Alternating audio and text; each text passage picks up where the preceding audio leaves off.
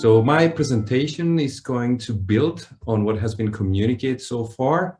I'm going to switch a bit the perspective. I'm going to focus a bit more on the contractor's perspective, and particularly when it comes to the implementation and the offer preparation for the RRF projects to come.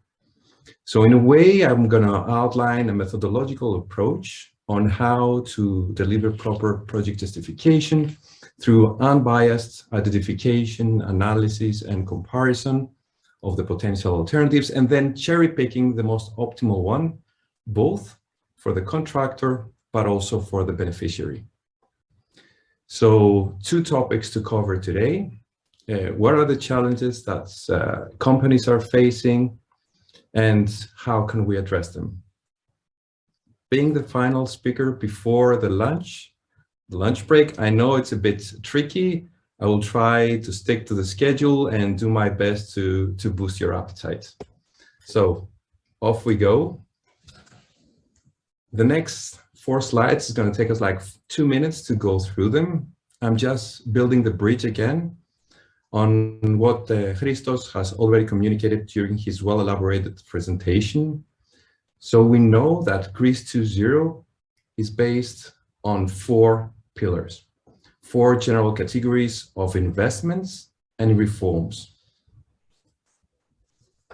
These broad categories include a plethora of investments and reforms, like, if I remember well, it's like 106 investments and 68 reforms.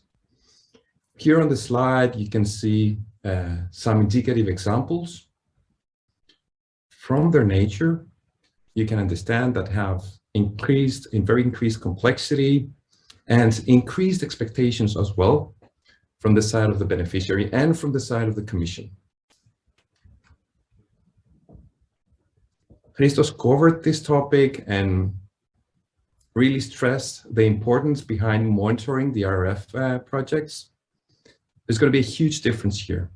Everything will be performance-based. The European Commission has a priority to protect the taxpayers' money and will do its best to make sure that this happens. For that, the contractor will be evaluated and will be reimbursed based on the achievement of predefined milestones and predefined targets. If they fail to do so, then partial payments might be received, or even the contract might be discontinued.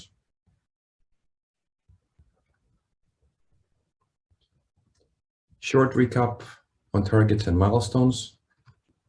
A target is a quantitative result. Christos gave a lot of examples, number of investment projects, number of beneficiaries, and so on and so forth, whereas a milestone is a qualitative achievement, like adoption of legislation and so on and so forth.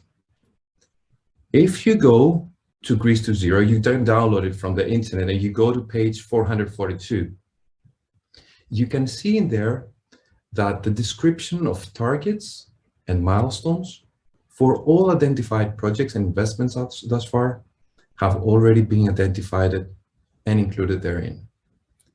And once the call to tenders are out live, these targets and milestones are going to be further refined, and the contractor will have to provide adequate justification within the tender on the capability to be able to achieve them. So it's a very critical element and requires a lot of maturity and a different mindset from the contractor's perspective in order to be able to fulfill the needs of the specific projects, the specific investments. And here we have to answer a very easy question. Can the PM² methodologies, I use plural here in purpose, and Christos also covered this one in the past, bring actual value to both sides? And when we talk about both sides, we talk about the contracting authorities, the beneficiary, and also the contractors. The reason I'm using plural here is because we're talking about a suite of PM² methodologies. We start from project management to program management to portfolio management to bring everything together and be able to manage our national portfolio in an integrated way. So the answer to this question is yes, PM² can bring value to both sides. The first question has already been addressed several times, and we are going to cover it as well during our panel. Let's go now to the contractor side.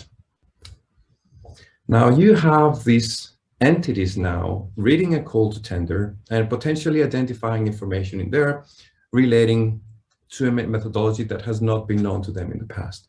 What does that mean? Does it mean that they have to reinvent the wheel? Does it mean that they have to change all their internal procedures? No, they can follow their internal procedures. PM squared is not something new. PM squared does not reinvent the wheel. PM squared brings perfection, we could say, to the wheel by allowing the companies to better communicate with the contracting authorities, have a much better interface in terms of documentation, artifacts, have a much clearer perspective on the roles and responsibilities. All these three aspects have already been identified and communicated by Daniel as well in his previous presentation. And on top of that, the most important, well, not the most important, but a very highly contributing element is, especially when it comes to Greece, the entire documentation is already translated to Greek. So we're talking about the guide, we're talking about the overview, and we're talking about all the artifacts already translated. And also in several ministries, we already have a tailored version that is being put in place. All of you that have managed to attend, this is my presentation back in 2019, where I was presenting the relationship between Embark and PM squared. The Hellenic American Union has a strong experience and tradition on Embark. A lot of participants in our audience are experienced and certified in this approach. And we managed through that presentation to persuade our participants on the complementarity of the two. And I'm taking out PMBOK just as an example, because I know that in our audience, there are quite a few participants that are quite knowledgeable. And coming back to that, these two complement each other. The PMBOK provides the global framework, whereas PM squared is the methodology to implement. So there are no contradictions, there are only complementarities and ways to support us and help us move forward more efficiently. Having said all that, let's go to the life cycle of our contracts. So the call to tenders is going to be out, and the potential contractor will start investigating on the approach to be followed.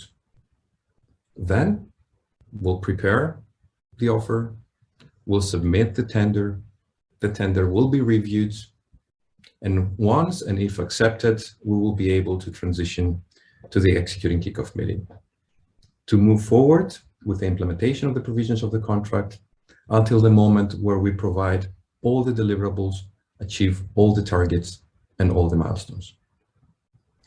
Each of these discrete phases is clearly defined by the PM squared methodology, and we can use the provided elements, meaning artifacts and processes, to support it. And this is what we're going to do by starting with the first challenge.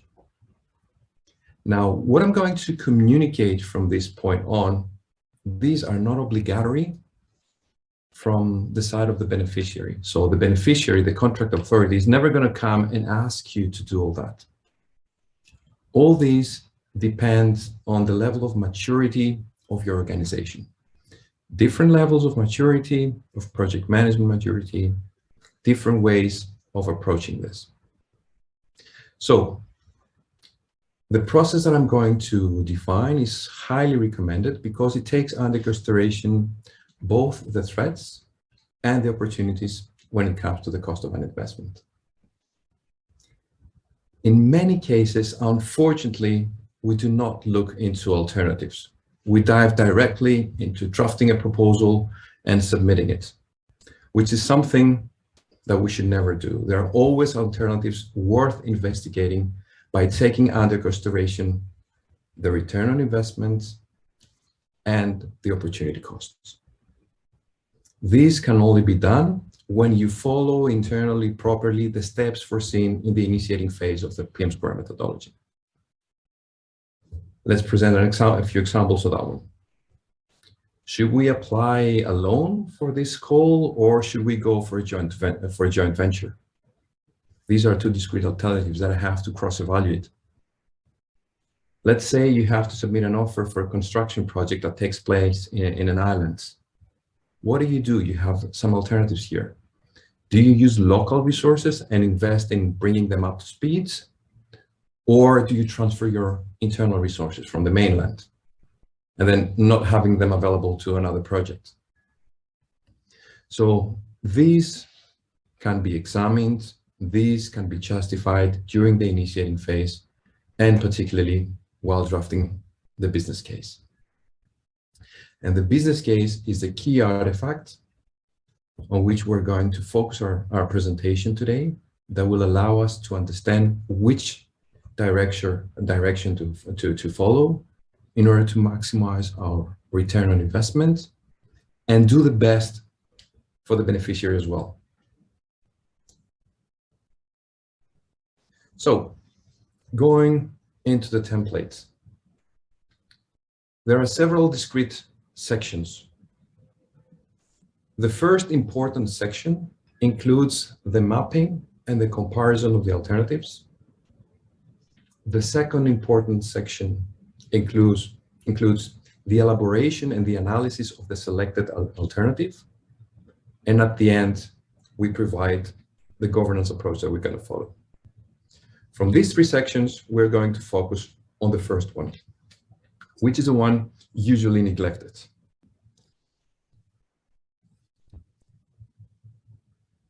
When doing a business analysis, when preparing to submit a proposal, you have to follow some discrete steps.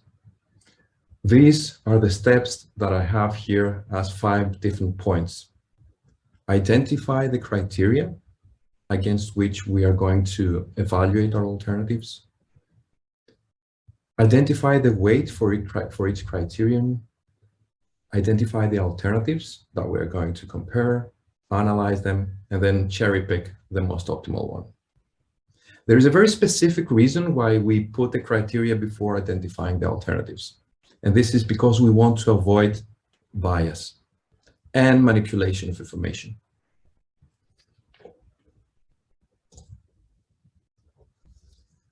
Starting with the first one, I come to you with examples. So it's not theory here.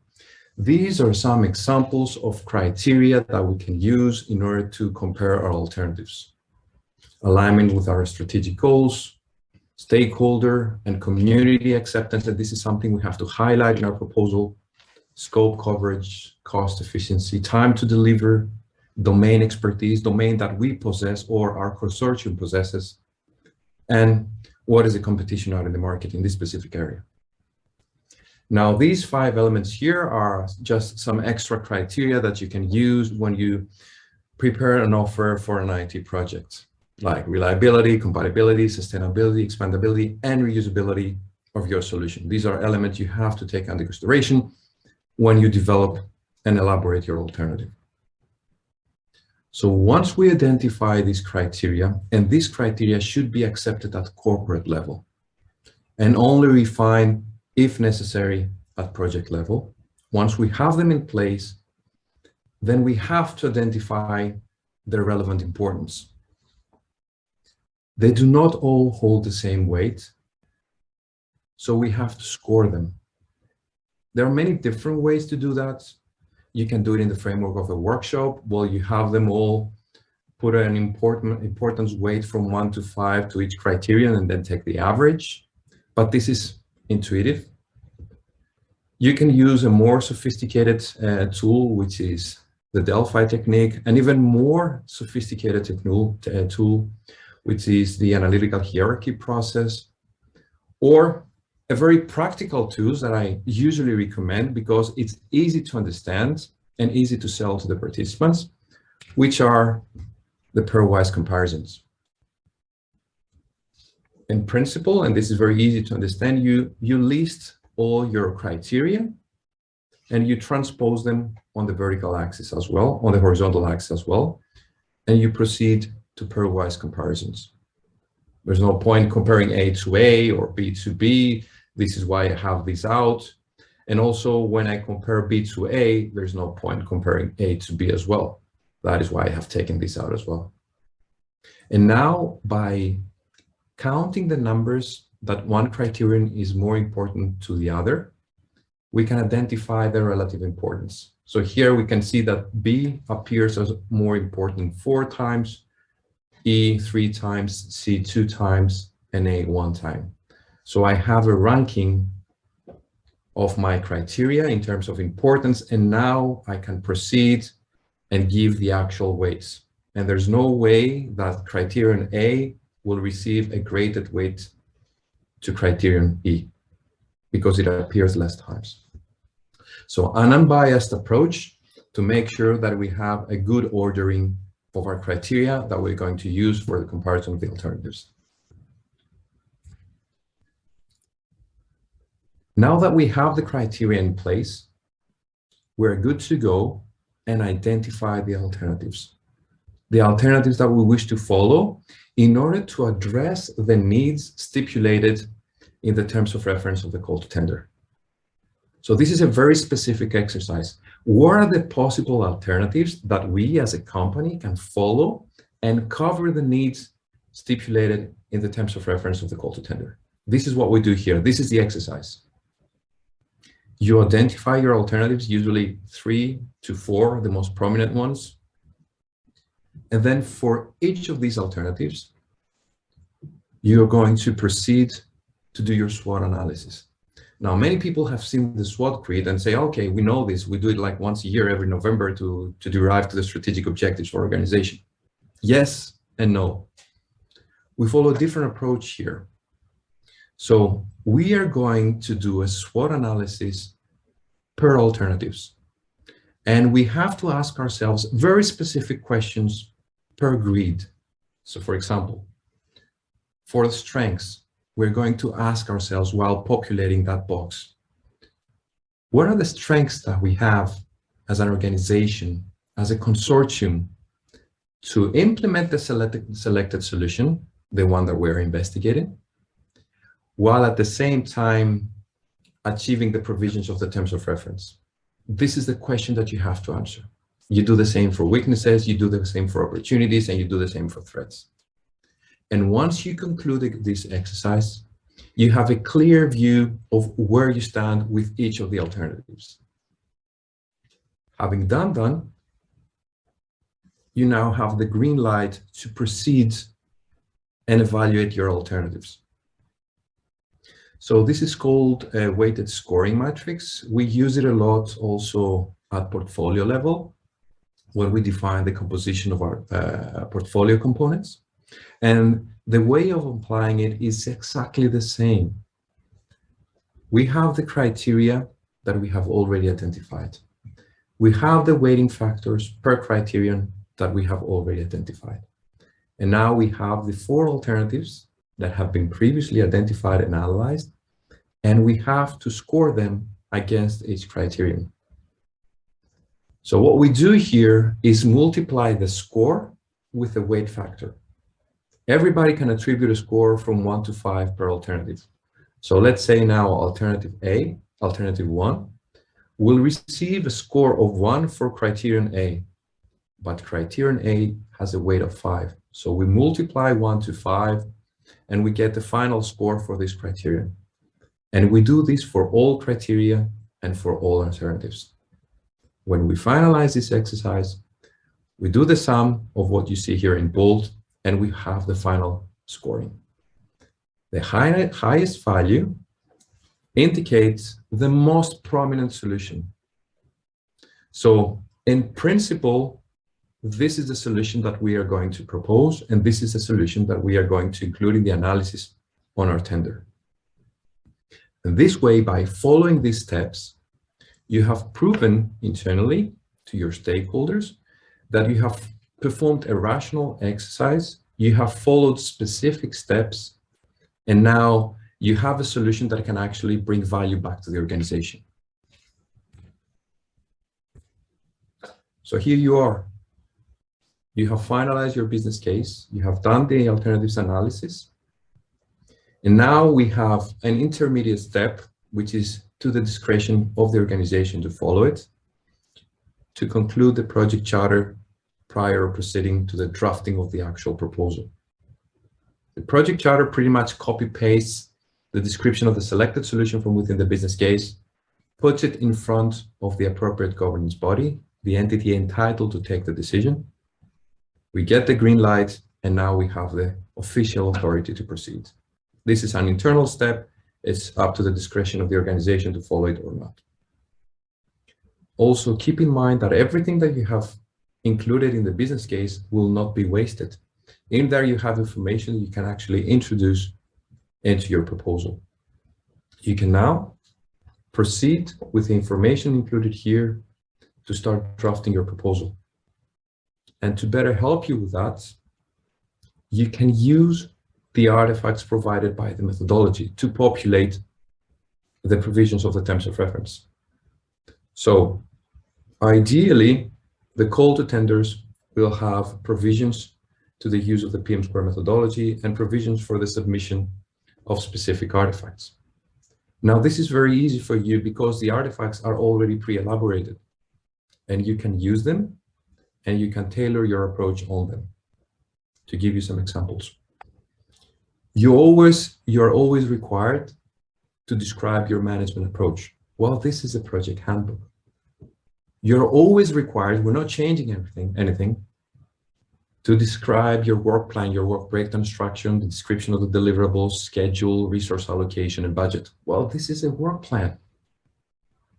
In some exceptional cases, let's say in an IT system where you build a solution internally and you have to migrate to the servers of the client, you will follow the provisions of the transition plan and so on and so forth. So we have the information in there. It's easy for us to use and prepare a proposal.